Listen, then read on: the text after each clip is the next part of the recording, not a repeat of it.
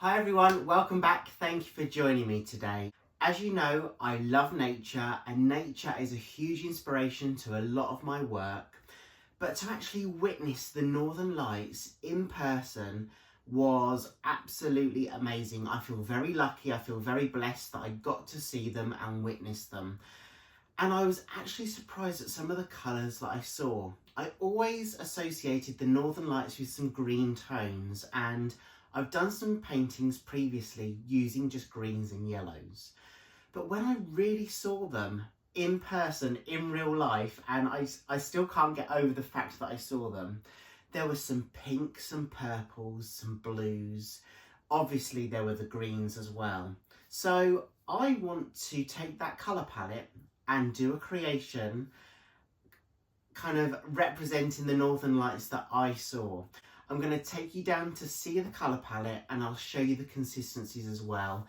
I am so excited for this and I just hope I can do it justice because it really is something I've ticked off my bucket list and I was so lucky to see. So, as always, let's see what we can create.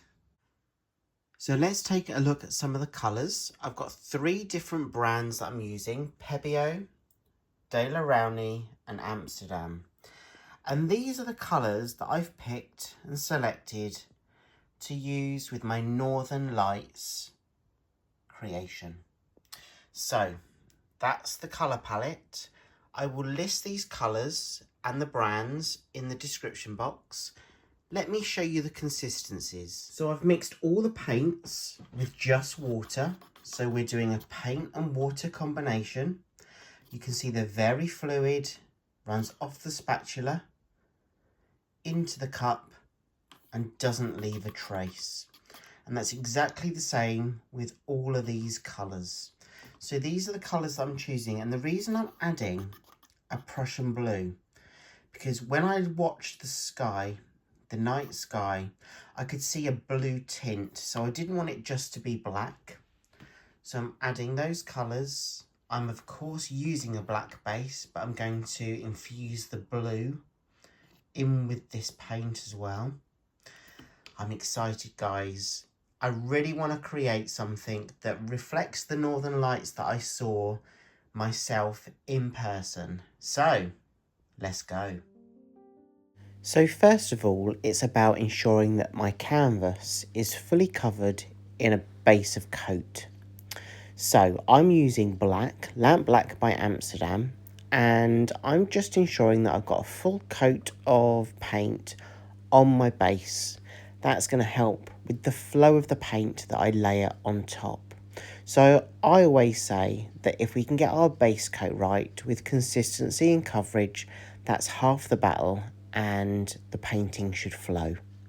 But what I would say is this really is about enjoying the process as well. And you'll see that this painting really evolves. And the painting that I start out with certainly isn't the painting that I end with. So as I've already said, I'm using a colour palette that reflects the Northern Lights when I saw them that evening. And green really was one of the main colours. But there were also purples, yellows and pinks. So I'm taking my paint and my intention is to blow this paint in a direction where I move my hairdryer from the bottom of the canvas where I'm standing to the other end where you are closer to. So I'm just placing the paints on the canvas. You can see here I'm using a blue, and it was really important to distinguish that that evening there were blue tones in the sky as well. So that's why I wanted to add that addition. So I'm just placing my paints on the canvas and then I'm going to blow out the paints and show you how to create different effects.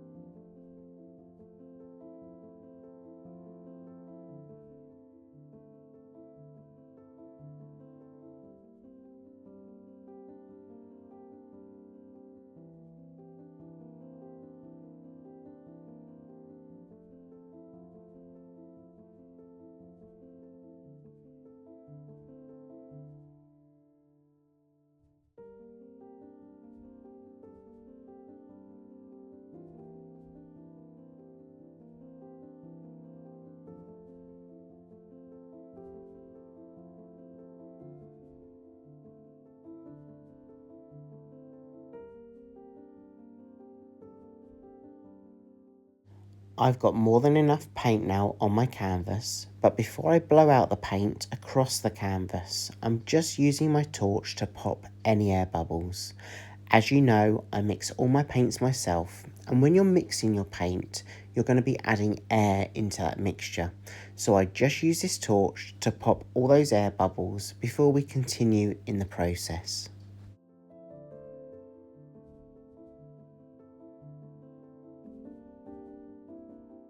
So my blow dryer itself is on a cool setting and the lowest blow speed. And if you want to see what hairdryer I use, everything is listed in the description box below.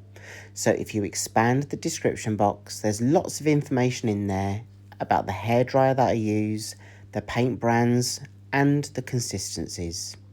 I have sped up this part of the process. I didn't want you to get bored, but I just wanted you to see how it evolves. And this is when I'm blowing the paint from one side to another. I'm adding in some more greens because when I blow this, I really want green to be the emphasis, but I also want that pink to really shine through. So I'm just adding a little bit more colour to then re-blow over this canvas.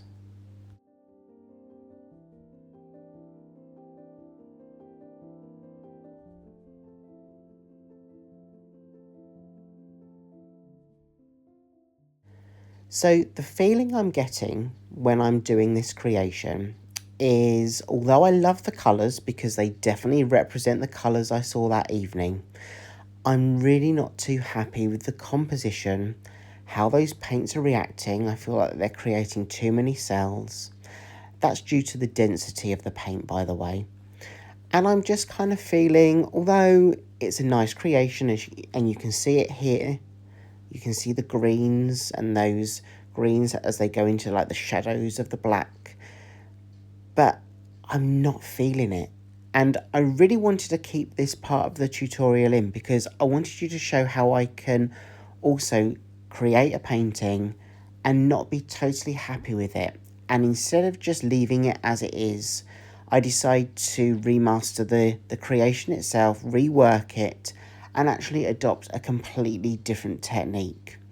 So I'm going to use kitchen towel, so kitchen paper, and I'm dipping the paper into the paint that I've already got on my canvas. I'm not adding anything more at this stage. And I'm placing the paper into the paint, allowing the paper to soak up the paint that's on the surface area of the canvas, and I'm swiping from one side to the other.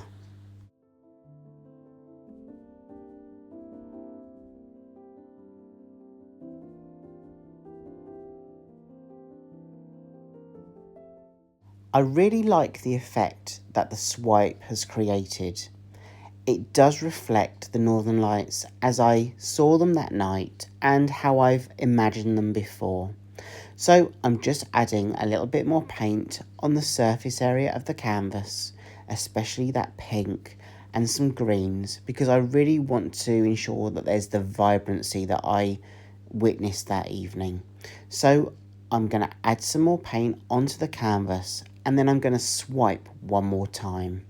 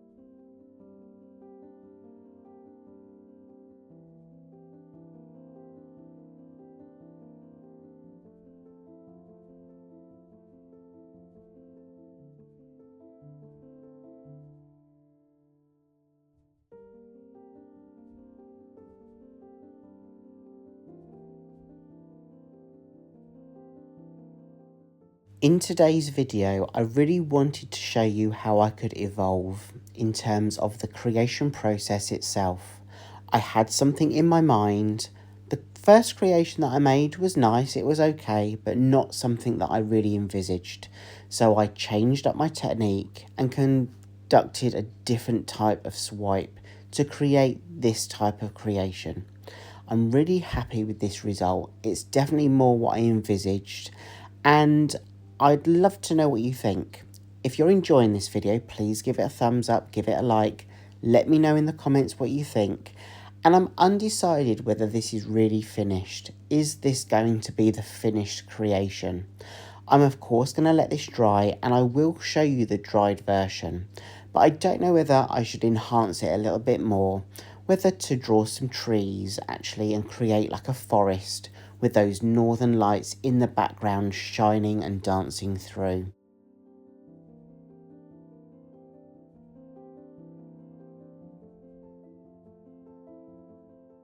Shall I enhance it or shall I leave it as it is?